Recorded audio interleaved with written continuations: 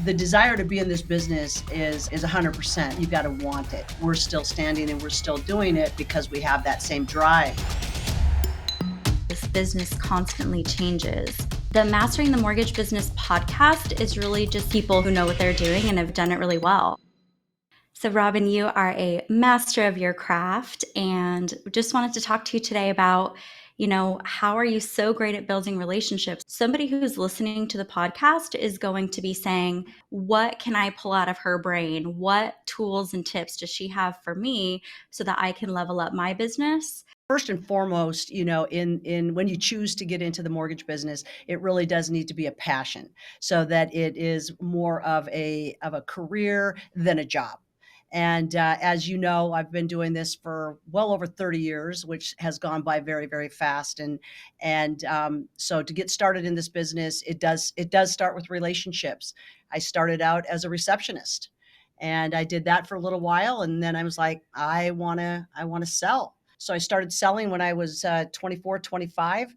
And, in this business, the majority of the time, it's 100% commission. I was really gung ho about it, and I really wanted to help people. And next thing I know, I'm venturing down to Arizona, and got here and had never been to Arizona before. There were opportunities there for me to meet different people, and I took every opportunity that I could. Now we're 30 plus years in Arizona and have experienced a variety of markets. As you know, this has to be a chosen field for you because everybody is so individual. And during different markets, people come in and people get out. And that was never in my realm. I was like, this is what I do. And so I had to find a way to get through those different times. And when you do that, you build relationships there, and people remember that. And even though things have changed, things really haven't changed, and things do come back around. If there's one thing that never changes, it's change itself is always on the forefront, right? It's inevitable. You mentioned something about your relationships sometimes becoming your friends, and it sounds like you've had relationships with people 15 years, 30 years. Do you think that that's healthy for a loan officer, to build those personal relationships, or should they keep them more business? Well, I think that depends on the individual too. So you're absolutely right. Sometimes it is better to keep things professional, and I definitely have those relationships that have lasted for a long time. And then I have the ones where it's a little bit more than a business relationship, and that's worked out as well because we really do help each other, and we know the boundaries. And they let us do what we do, and we let them do what they do, so that we both can become successful. And so both of them work, but there definitely are business relationships that need to stay that way. And so I think it's good balance to have a little bit of both. I would agree. And sometimes I think we can't really bring a lot of emotion into what we do because we've got to be the steady, stable ground, especially in the finance piece of things. But there's a lot of emotion for the buyers, right? And the sellers. And we're on the other side of that with the realtors and other industry partners, referral sources who have Right. connected with us and these buyers that it's hard not to become friends, right? Because you work so closely, you're experiencing a lot of the same things, and I think that that's probably an important reason why you've had those successful relationships for so long. So that's awesome. Regardless of what the market is, it's just a tool for an originator to listen. It should be number one. And a lot of times people are thinking about what their conversation is going to be next, and what they think that they should be saying. And I think that when you pause and actually listen to what their goals are, you can facilitate it a lot better. Are you keeping in touch with your past clients? Are they coming back to you for loans in the future? What does that relationship look like after the loan is closed? Well, that's a great question. And one of the things that we have at Bell, which you're probably aware of, is our Surefire that does keep all of our database. And although we send out several things via email that way, the one thing that I've done that the positive feedback that I get is crazy, and it is a motivational Monday that goes out to all of my past clients and my agents. The feedback that I get from a handful, it really wouldn't matter to me if it was 2 people or 200 people. The impact that that has made on a lot of people is just means everything to me. And they look forward to it, and I get emails back, and it just changes people's day, just with some of those kind words. And so it's fun. And it's fun on both sides because I know they're looking forward to it and I look forward to their response. So that's one way. And I do get a lot of referrals from them as well. And, just reaching out to not necessarily all of them because you can't, but more on a personal level, whether that's a personal phone call or an email, a note, a personal note, a variety of ways. And then you build on that and they remember that. Another thing is the birthdays. When you remember somebody's birthday and they are like they're not expecting to hear from you, their mortgage loan officer, and it's a nice surprise when they do. Relationships sometimes aren't fruitful immediately, right? Or sometimes you're helping people out who you're not going to get anything back from. That really special sauce that Robyn has is just if somebody asks anything at all, you're like the first person to say, "Yes, I'll help you. What do you need? What can I do?" And you're probably the busiest woman I know, and you're always willing to help out. Tell me about that piece of you. That piece goes on and on and on throughout your chosen career. Currently, right now, it is a very challenging market, and it has been for a few months. And so during that time, being out there and working as hard as you possibly can, it is going to produce possibly nothing. I ran across a gal the other day that works for an inspection company, and the last few events, I've seen her at, and she's like, "Oh my God, you're everywhere." And it's like, I have to be everywhere. I have to be at as many events as I can. And so I'm getting outside of a box too, that sometimes that we get into. And I'm just at any event that I can get invited to. Asking for business. I mean, that's a big one, and asking people to, if I'd like to earn your business. So I think it's getting outside of your comfort zone and knowing that, if it's kind of that 80-20 rule, even though in this case, I'll be happy with the 20, and then you grow upon that.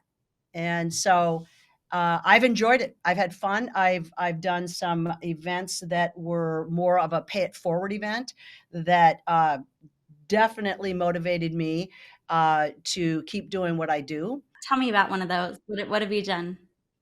Well, the one that we just did this last Saturday it's called the Mesa House, and it's a sober living house for men. Our comment was new beginnings, new understanding. And so we went and we planted plants there, and we invited our past clients and current clients and friends and family, and they all came over, and everybody that planted a plant, they got to take it with them. And then myself and my agent, we donated a certain dollar amount per plant back to the home. And then we had a lot of the men that actually lived there. So the new understanding was to understand them and help them, and it was a new beginning for them as well. So that it was an amazing event, and that just took place this last Saturday, and made a big impact for me. You close hundreds of loans, but what's one that kind of sticks out that really either pulled on the heartstrings or you felt like you had a big win with? I was getting ready to leave on vacation, and I decided to stop at a clothing store. At the counter, I'm visiting with the gal behind the desk and mentioning to her, um, I'm not quite sure how that conversation started, but this was a second job for her, and the reason that it was a second job for her is because she was saving money to buy a home. And then one thing led to another, and I said, "Hey, I'm a lender," and she said, yeah, my sister had given me a name of a lender, and long story short, she hands me the card, and it was me. And I normally, do not shop there, and I had done a loan for her sister, and she was a single mother of 2 young boys. I'm standing in front of her, and it's the same person that she was supposed to reach out to.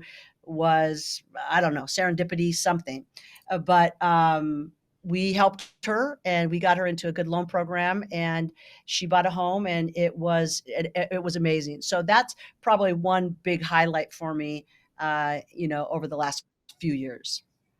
How many relationships do you think that you've started, ended, built, where do you think you are in terms of how many relationships you've actually built in your career? The word relationship has many different meanings, but I will tell you that when the market uh, turned in the late 2000s, um, I had to make a decision, and I had a team, and I was running a mortgage company for a builder for many years, and doing a lot of business. And when that market changed, I was like, I've got to do something, but everything is different now.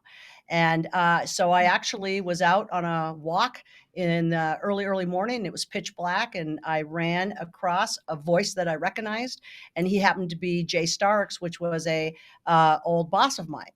And so I said, Jay, I need to get together with you because I've got to make a change here, and I want to try to protect my team. And within 48, 72 hours, we met, and I came to Bell, and I brought my team, and I had to start all over again. And that was in 2010. I could have chosen to get out and do something different, but I chose not to, and I've been here ever since.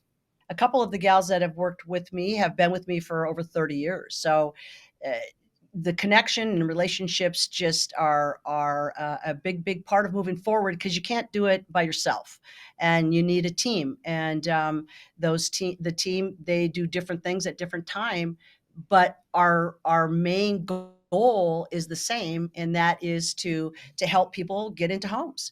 And we must like it after all of these years, and have had to learn to be a chameleon and change as the things change, but your heart is still in the right place, and you just got to keep moving forward.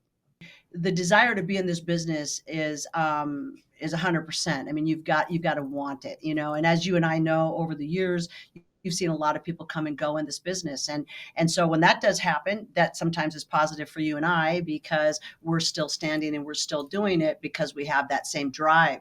Drive is something that you either want it or you have it or you don't. And I do think that structure, and over the last couple of years with COVID, and a lot of the people working remotely, for me, being around people, and bouncing ideas off of each other, and being able to walk in and visit with an underwriter has been huge for me. And so I'm a big fan of being around people and being in an office for many reasons. Sure, do I like working at home occasionally? And I do on Fridays. Building up a team around you, whether they are peers, or they work with you, or whatever it is, it's nice to have people around to help you get through all different times, busy times, slow times, ideas, brainstorm. What do you think? Maybe even just laugh, and just take every day as you can and do the best you can. Well, thank you, Robyn. And thank you for the opportunity. And Melissa, let me know the next time you're in Phoenix, and we'll go catch a drink.